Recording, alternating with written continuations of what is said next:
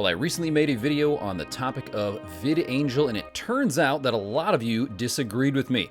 So in this video, let's talk about whether I was wrong on my take for VidAngel, and I'm going to share some of the comments that I got and some of the good points that y'all gave me on this subject of VidAngel. Now, VidAngel allows you to filter objectionable content out of media, so something like Netflix or popular movies or other streaming services. You can filter the things that you don't want to watch, but I had made a point in the video that I didn't want to participate in sexual exploitation of actors and actresses, so watching objectionable content, even if you filter certain things, in my mind was participating. But let's jump in and see what you thought about that. Well, user Risk Factor, do like that name, says, quote, "Well, I certainly appreciate this channel and agree 100% with its purpose and biblical impetus. This particular subject and take is a little troubling to me. I do see the overarching message. By watching and supporting Hollywood productions, even filtered, we are supporting the continued production of them. Yet I have two issues. One, many Christians are married to a spouse who might not be as far along in their walk.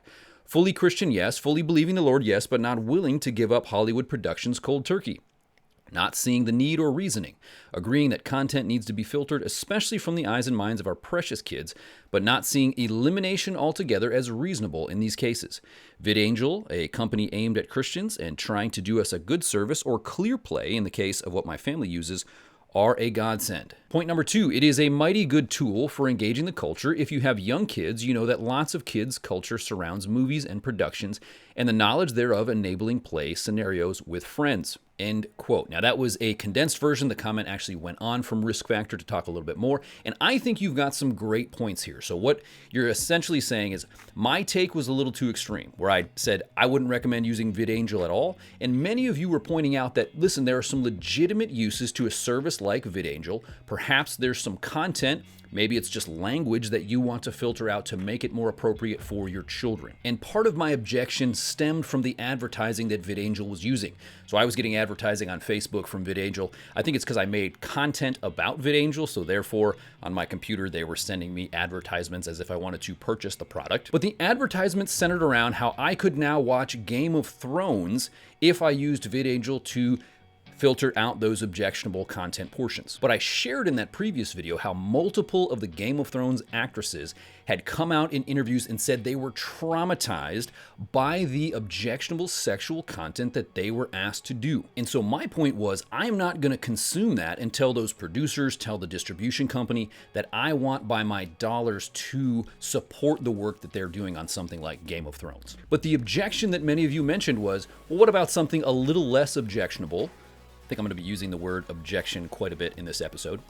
And you said, well, what about a movie with just a little bad language? For example, user David Kiefer wrote, quote, "It would be impossible to live in this world if we boycotted everything that was non-Christian. I'm excited to use a platform that will might cussing. Now everything is full of it." And so I think that's a good point. Perhaps you have some content with a good storyline, no sexual content, but there's some language you want to just be able to filter out. In this case, I do think VidAngel offers a good service. So what do you think? Let me know in the comments. Where do you draw the line on content, and are you using a filter, something like VidAngel, to help you see some stuff that you wouldn't otherwise watch? So be sure to like this video if you're finding it helpful, and subscribe if you want to see more content. Now let me share my favorite comment that I got on this video. That is where user Green Grenades, or Green Grenades, however you want to say that one, where he said, "You look like a manly Seth Green." You know, I really wish that was the first time that I'd heard that. Unfortunately, I've had many people say that I look like Seth Green. So I guess I have that going for me. And hey, if you want to see more videos by a lookalike Seth Green, be sure to subscribe. Okay, so Haley Jessup says, what if you don't pay for any of the other streaming services and you just buy VidAngel to watch the VidAngel originals? And here I would say it's another great point that I did not consider on my first video about VidAngel. For example, they were producing the series The Chosen, which I think is excellent. I've even financially supported their production of The Chosen. That's the type of content I do want to see. So in that case, I was wrong about VidAngel. They are producing some excellent content. And so I agree, I would say, about answering the question of was I wrong overall on that take. I agree that reducing some cuss words and some swearing is a very good functional use of VidAngel, but I stand by my original point that content that is sexually exploiting men or women is not something that I want to consume and support with my eyeballs or my dollars, because that violation and that exploitation of those actors and actresses still occurred. For example, in a recent quote that just came out a few weeks ago, actress Amanda Seyfried, if that's how you say it, I believe, where she talked about the issue of exploitation and how she participated in content at the age of 19 that she looks back with regret. She said, quote, "How did I let that happen? Oh, I know why. I was 19 and I didn't want to upset anybody and I wanted to keep my job. That's why." And this would be my primary point about the issue of VidAngel. We have actresses like Amanda Seyfried who were abused, they were exploited, they were pushed into doing content that they look back at now and they regret. I don't want to consume, I don't want to participate, I don't want to tell Hollywood that that's the type of content I want, even if I filter that objectionable content. I'm not watching it personally. And here's the thing, she is not alone. Many actresses have talked about the regret, about the trauma, about the issues that they faced at a young age being pushed into this. And we know that thousands of other young women were pushed and pressured into doing things that they now regret, and they didn't even become as famous as Amanda Seyfried did. So for them, it didn't even work out for the fame and fortune that they were pursuing. But you see, the gospel hope issue, when it comes to what we're going to support with our eyeballs, would talk about men and women being made in the image of God. That by their being made in his image, they are worthy of dignity and value, that I shouldn't be using them to exploit.